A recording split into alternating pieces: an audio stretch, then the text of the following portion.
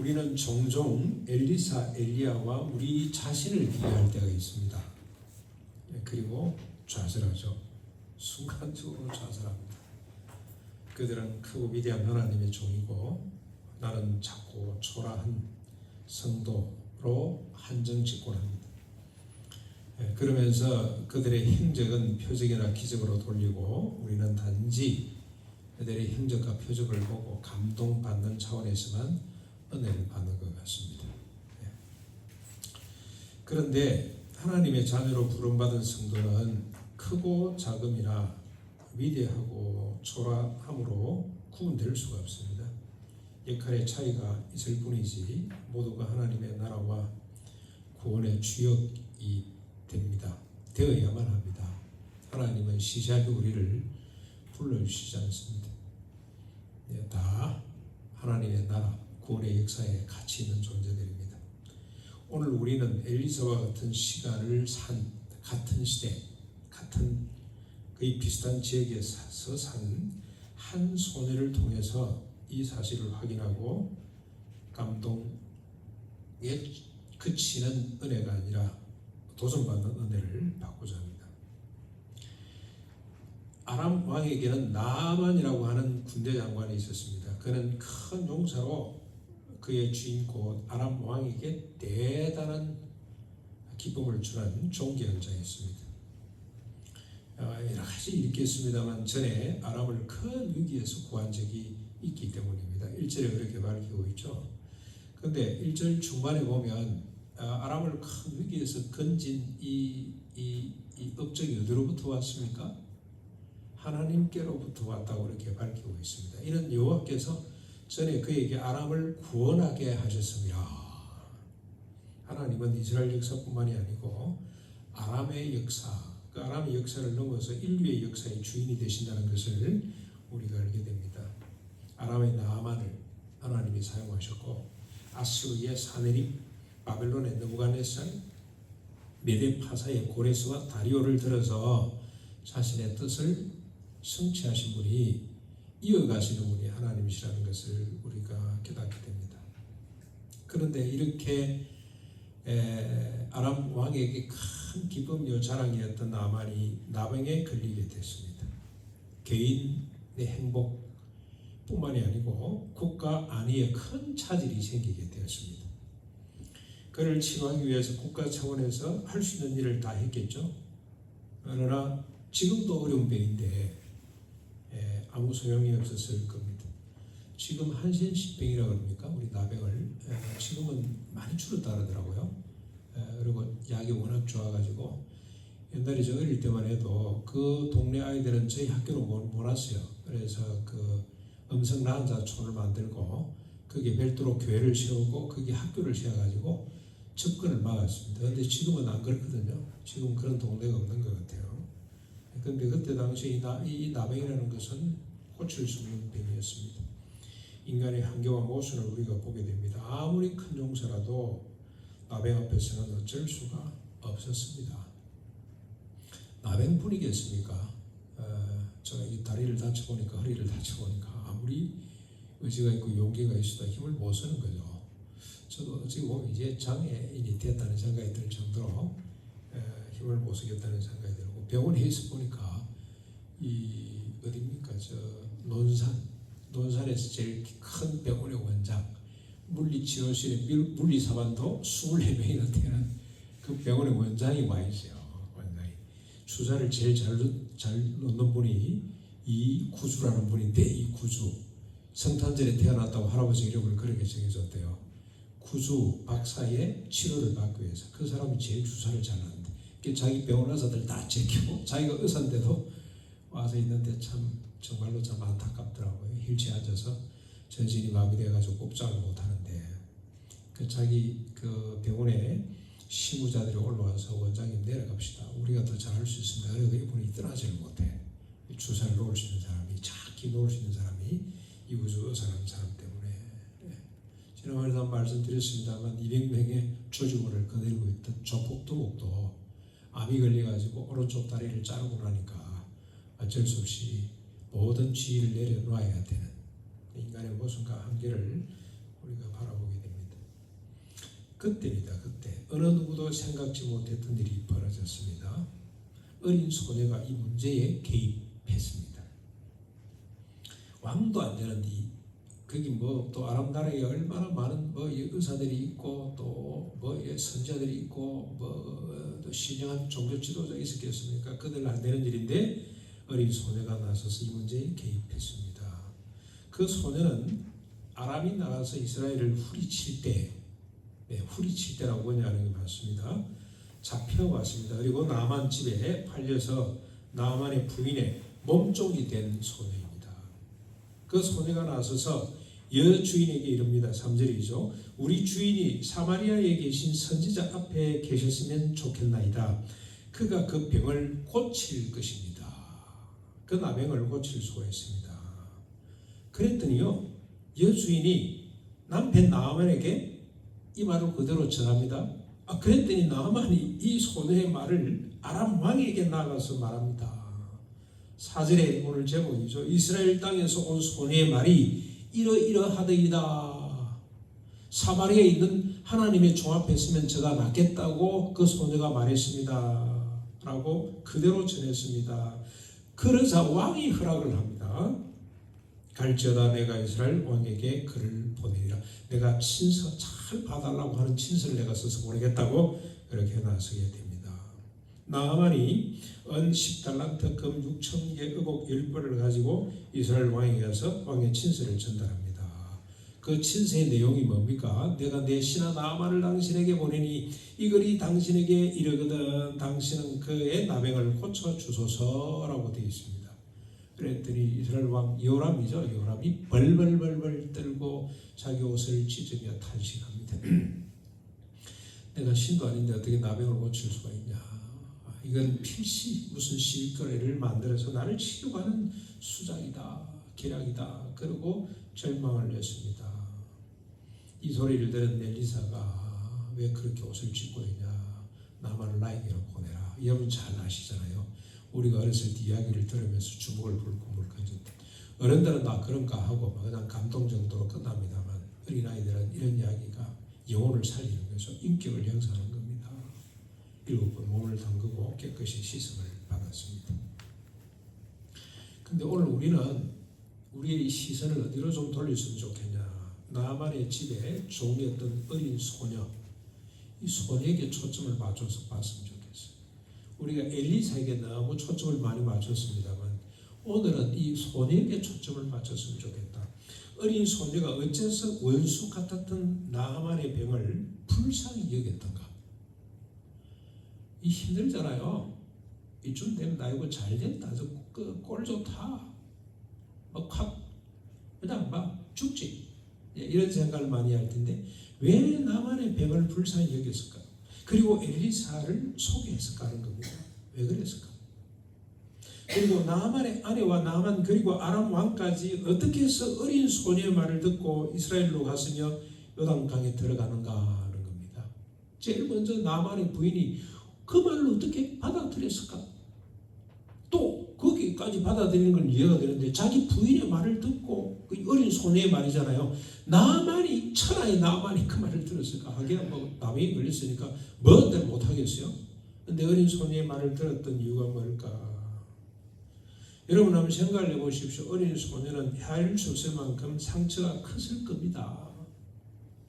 어린 나이에 부모 형제를 떠나 잡혀왔죠. 종으로 팔려왔죠. 얼마나 슬프고 억울했겠어요. 밤마다 눈물로 지새우면서 나만과 아람을 원망했을 겁니다. 신세 한탄으로부터 나만과 아람을 저주하는 일로 아마 세월을 보내지 않았을까 그런 생각이 듭니다. 그런데 이 소녀는 그러지를 않았어요. 그러지를 않았습니다. 조용히 자신의 처지를 받아들이면서 자신에게 최선을 다했을 겁니다. 안주인의 지시를 따랐을 것이고 안주인의 필요를 먼저 살피는, 적극적으로 살피는 그런 소녀였을 겁니다. 때때로 여주인이 힘들어할 때 기꺼이 같이 울어주고 위로하는 자로 섰을 겁니다. 무슨 근거로 이런 생각을 할 수가 있냐, 이런 상상을 할 수가 있냐 하는 겁니다. 여러분 우리가 행간이라고 있죠. 행간. 글을 읽어가다가 설명이 다 안 됩니다. 그런 설명을 다 붙이려고 그러면 이 지상의 모든 종이를 다 써도 성경을 기록 못한다 그랬잖아요. 그러니까 그 부분은 우리가 상상하면서 읽어야 될 부분이죠. 분명히 이 소녀는 그랬습니다. 왜냐? 그는 하나님을 믿었기 때문입니다. 만군의 여호와 하나님께서는 지금도 살아계시고 조상들에게 주신 언약을 때가 되면 반드시 이루는 분이라고 굳게 믿고 있었습니다. 이게 구약에 나오는 모든 믿음의 사람들의 특징입니다. 하나님이 뭘 약속했습니까? 조상들에게.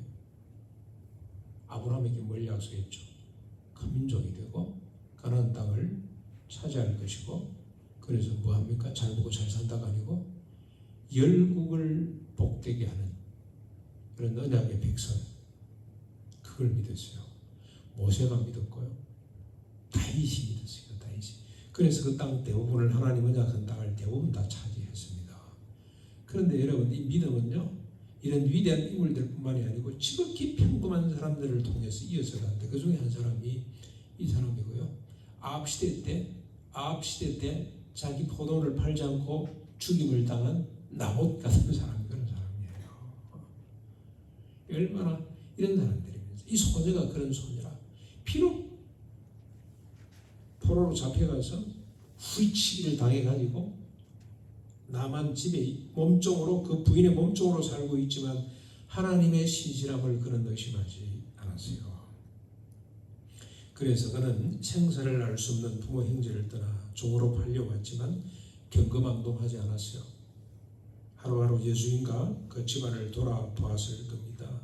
바쁜 종살이 가운데서도 시간이 날 때면 조용히 쪼아려서 기도하고, 그리고 나지막한 목소리로 찬송했을 겁니다.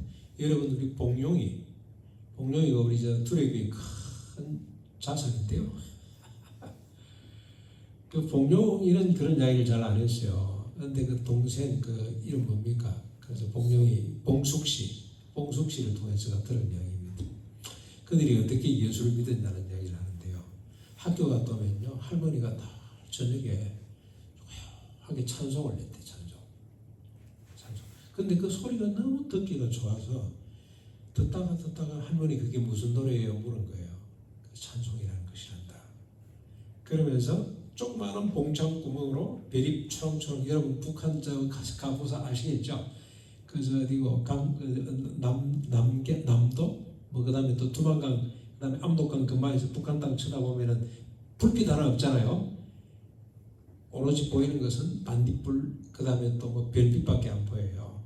근데 그 봉창 구멍으로 보면은 별이 반짝반짝 빛난다는 겁니다. 그 할머니가 그 하늘을 보면서 하나님이라는 존재가 살아계신다. 그 하나님이 지금은 우리가 이렇게 신앙의 자유를 잃고 있지만 반드시 이 나라를 회복해 주실 것이다.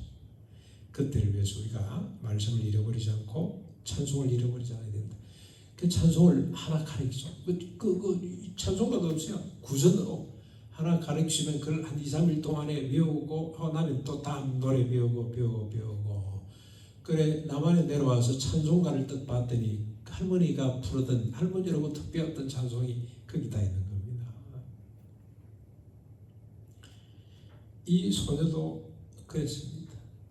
시간이 날 때마다 조용히 묵상, 기도, 뭐 쪼아리고 앉아서 뭐 중얼중얼하고, 또 시간이 날 때 조용한 소리로 뭘 노래를 부르고 있는데 이게 무슨 노래인지는 잘 모르지만 그러고 있었습니다.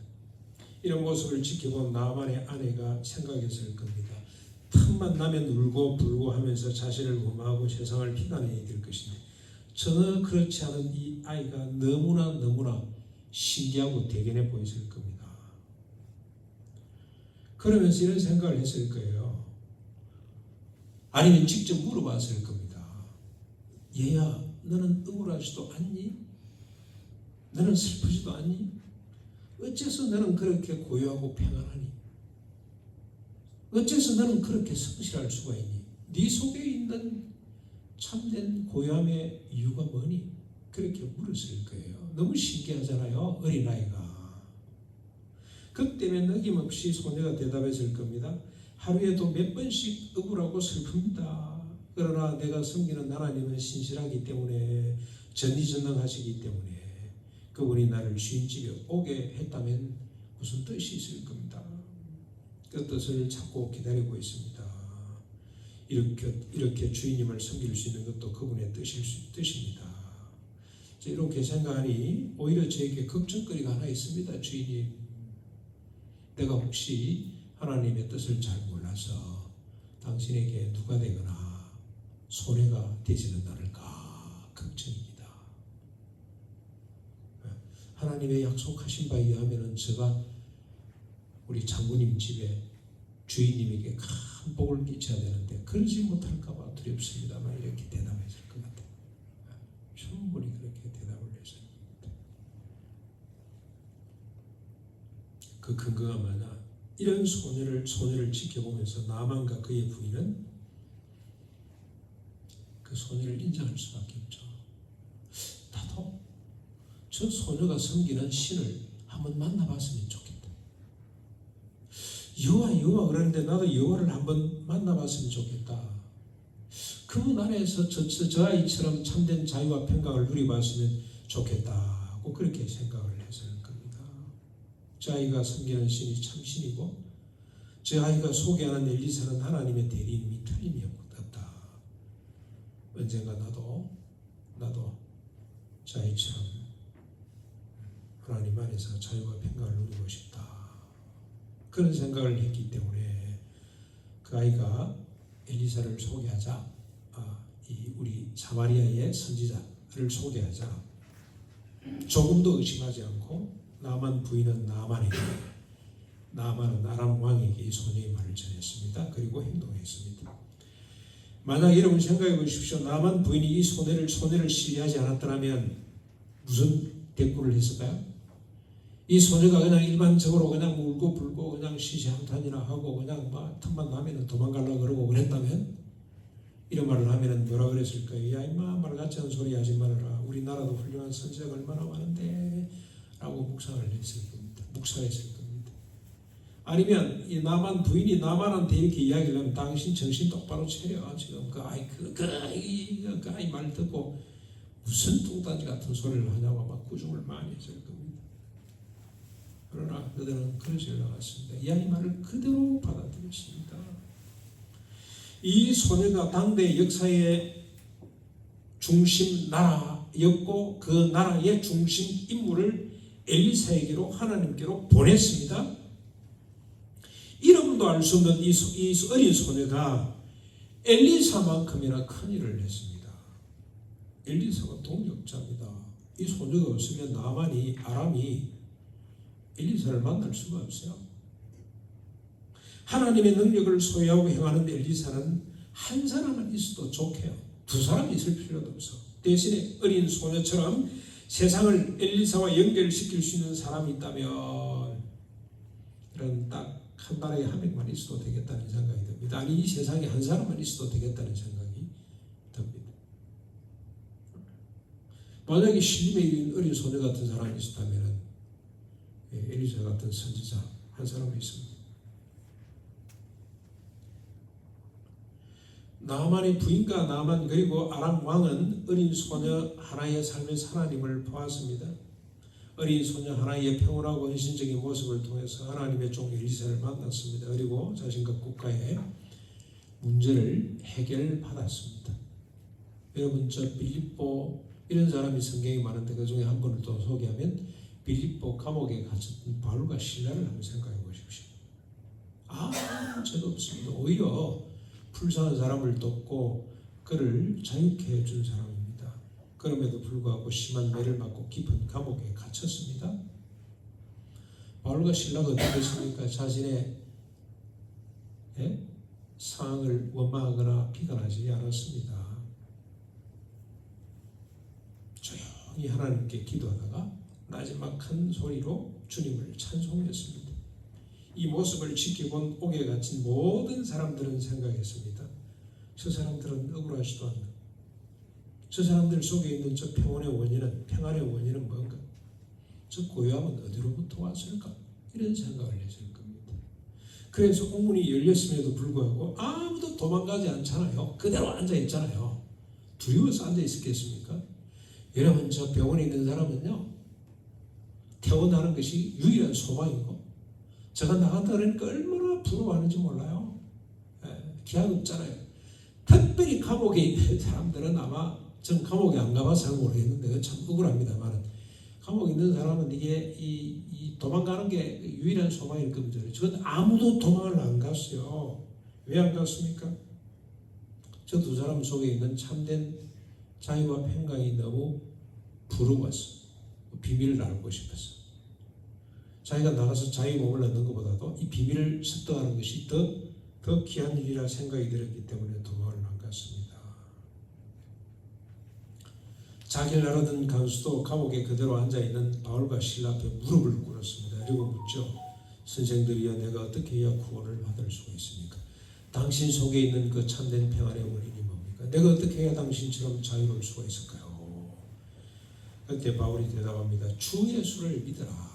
그리하면 너와 내 집이 구원을 받게 될 것이다. 주 예수를 믿어라. 주님과의 관계가 회복되고 주님과 함께 있으면 오간에 있으나 밖에 있으나 한 가지입니다. 모든 사람이 갈망하는 참된 자유와 평강이 넘치게 됩니다. 어린 소녀도 하나님을 아버지로 알고 함께 있었기 때문에 사마리아에서 부모와 함께 있을 때나 포로로 끌려와서 나만의 집에 종으로 있을 때나 자유와 평강이 넘쳤습니다. 나만 부인과 나만이 심지어는 아람 왕과 그의 군대가 갖지 못한 참된 자유와 평강이 그녀에게는 넘쳤습니다. 육신적으로는 나만이 주인일지 모르지만 영적으로는 어린 소녀가 주인입니다.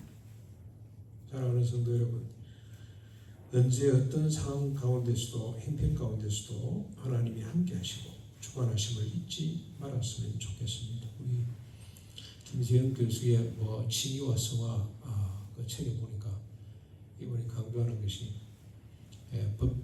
법정적 칭의가 있고 관계적 칭의가 있는데 무슨 말이냐? 우리가 법적으로 모든 죄를 용서받고 깨끗해진다는 거 아닙니까? 그래서 그뿐만이 아니고 우리가 하나님과 서로 하나가 되는 관계적 칭의를 강조를 많이 하던데 이런 그렇습니다. 하나님을 알고 함께 있었기 때문에 어린 소녀가 꼭 같은 삶을 살았죠. 우리도 언제 어떤 형편이든지 하나님과 함께 하시고 주님이 주관하심을 잊지 않고 주님 안에서 참된 자유와 평강을 누렸으면 좋겠습니다. 하나님 안에서 누리는 참된 자유와 평강은 칠흑 같은 어둠에서 별이 빛나듯이 고통과 실패라는 상황 속에서 더욱 빛나게 됩니다. 평소 때는 잘 안 보여요. 행복하고 성공했을 때는 잘 안 보입니다. 이게. 그러나 우리가 힘들고 고통 가운데 있을 때 자유와 평강이 훨씬 더 빛나게 됩니다. 고통 속에서 빛나는 우리의 자유와 평강이 주변의 많은 사람을 하나님께로 인도하고 만나게 할 것입니다. 실패 속에서 빛나는 우리의 자유와 평강이 주변의 많은 이웃을 하나님의 나라로 이끌고 누리게 할 것입니다. 이런 복의 근원이 될 수 있기를 주님의 이름으로 축원합니다.